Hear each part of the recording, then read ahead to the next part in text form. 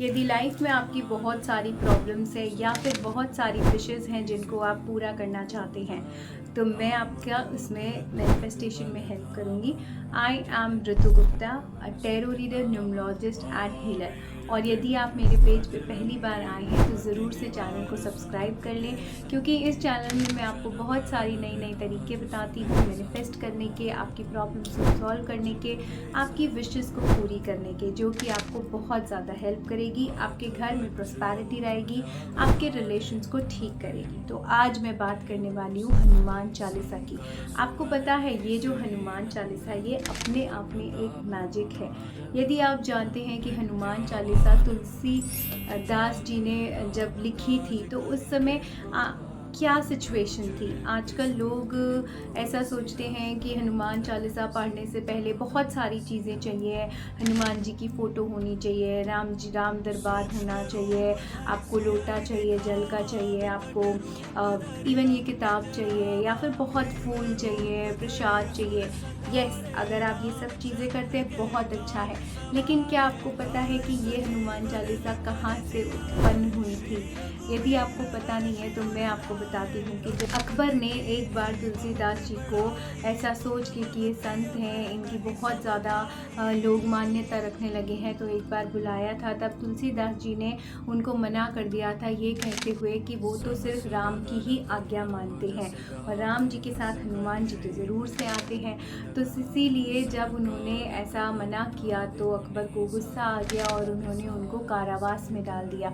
और उस कारावास में बैठे बैठे ही तुलसीदास जी ने हनुमान चालीसा लिखी। तो अब आप देखिए, उस समय उनकी सिर्फ जो भावना थी राम जी के प्रति वो ही थी। उनके पास ना कोई फ़ोटो थी, ना कुछ फल था, फूल था, ना कुछ और था, ना अगरबत्ती थी। पर यस, आज के टाइम पे अगर आप कर रहे हैं तो हाँ, आप अगरबत्ती ज़रूर लगा सकते हैं, आप फल फूल जो चढ़ाने हैं भगवान जी को चढ़ा सकते हैं। लेकिन इस कथा से ये ज़रूर से पता चलता है कि सबसे बड़ी हमारी जो श्रद्धा है, हमारा जो विश्वास है, वो होना चाहिए। और जब तुलसीदास जी ने जैसे ही ये ख़त्म करी तो उन्होंने देखा कि पूरी वानर सेना वहाँ पर आ गई और उन्होंने बहुत ईधम मचा लिया। और तब जाके तुलसीदास जी की जो श्रद्धा थी उसके बारे में अकबर को पता चला, उन्होंने इसके बारे में समझा और तब जाके फिर उन्होंने उनको छोड़ा।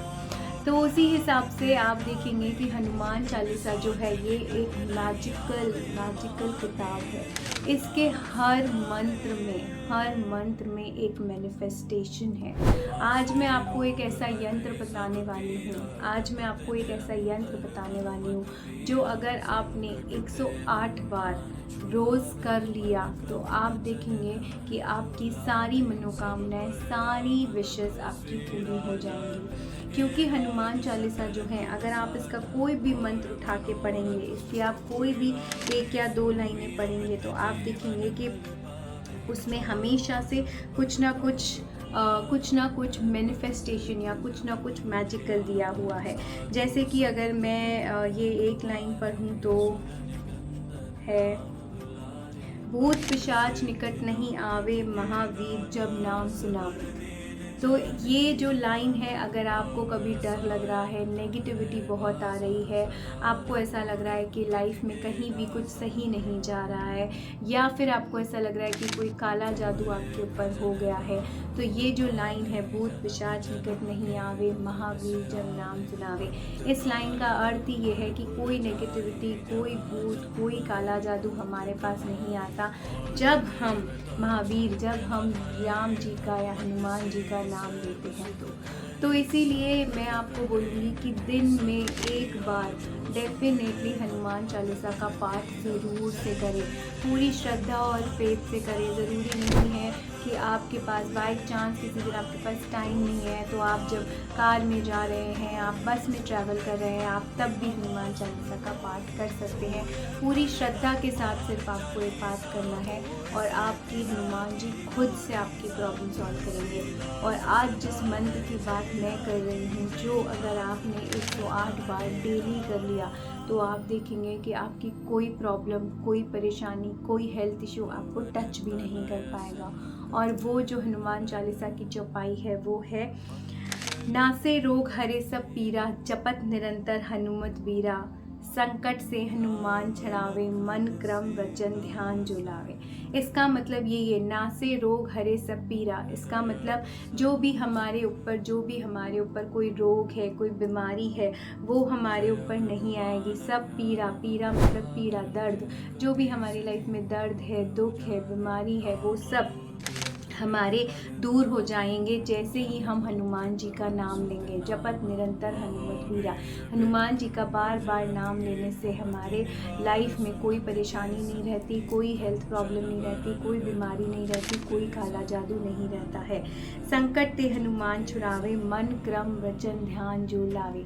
कोई भी संकट, कोई भी नेगेटिविटी, कोई भी प्रॉब्लम से हनुमान जी खुद निकालेंगे अगर हम मन क्रम वचन ध्यान जो लावे। जो हम अगर मन से, सिर्फ मन से, पूरे फेथ से हनुमान जी की इन शब्दों को दोहराएंगे तो आप देखेंगे कि कोई भी प्रॉब्लम आपके पास नहीं आएगी। और ये एक डेफिनेटली बहुत बहुत बहुत मैजिकल बुक है। तो मैं आपको सजेस्ट करूँगी कि ये जो मैंने लाइनें बताई हैं 108 टाइम्स डेली करें। ऑफिस निकलने से पहले करें, घर में रहते हैं तो घर में करें। घर में आपकी शांति बनी रहेगी, ऑफिस में आपके सारे काम बनते चले जाएंगे, कोई नेगेटिविटी, कोई काला जादू आपके पास नहीं आएगा। और आप देखेंगे कि आपकी लाइफ में बहुत सारे चेंजेस आने लगेंगे, क्योंकि जब हमारा मन शांत होता है, जब हमारे मन में कोई नेगेटिविटी नहीं होती, तो हम हर चीज़ को खुशी से एंजॉय करते हैं। हर चीज़ हमारे लिए एक पॉजिटिव वे में आती है। और जब हमें पता होता है कि हनुमान जी खुद हमारे लिए हैं, हनुमान जी खुद हमारा ध्यान रख रहे हैं, तो फिर आप देखेंगे कि कोई आपको किसी और चीज़ की ज़रूरत नहीं पड़ेगी। एक और बात मैं आपको यहाँ बताना चाहती हूँ कि ये जो हनुमान चालीसा है, इसमें 40 लाइन्स हैं। 40 लाइन्स हैं, इसके लिए ही मैं आपको सजेस्ट करूँगी कि 40 दिन तक 108 बार इस मंत्र का जाप करेंगे तो आप देखेंगे कि आपकी सारी प्रॉब्लम्स दूर हो जाएंगी। घर में इतनी प्रॉस्पेरिटी आएगी, इतने पैसे आएंगे कि आप सच में संभाल नहीं पाएंगे। सारे रिलेशंस आपके बनने लगेंगे, आपकी वाइब्रेशन, आपकी जो एनर्जी है वो इतनी हाई हो जाएगी कि लोग खुद आपसे बात करने आएंगे। जो आप बोलेंगे लोग सुनना शुरू कर देंगे। तो इसीलिए ये जो मैजिकल लाइन्स है, इनको बोलो मैजिकल लाइन्स क्या, अगर आप चाहो तो हनुमान चालीसा को डेली आप पढ़ो 40 दिन तक 108 बार अगर आपने पढ़ लिया तो ऐसी कोई मनोकामना आपकी नहीं होगी जो पूरी नहीं होगी। तो आज ही ये ज़रूर से करके देखो। एंड अगर मेरे चैनल को अभी तक भी सब्सक्राइब नहीं किया है तो अब इसको सब्सक्राइब ज़रूर से कर लो @ऋतु मैजिक डिवाइन। Thank you. बहुत सारी नई नई रेमेडीज़ मैं लेके आने वाली हूँ जिससे आपकी लाइफ में एक सुख, समृद्धि और शांति आने वाली है, आएगी।